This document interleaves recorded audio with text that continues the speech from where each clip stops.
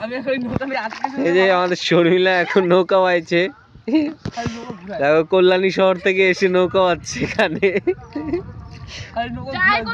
ওই দেখো যায় কোন পাশে,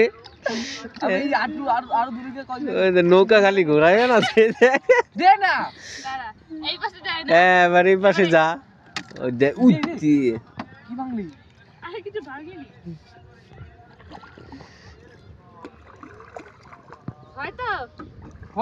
তুই দেখ হয় কি হয় না, তুই তো পাইবে না স্যার এখন নৌকার মাঝি তুই।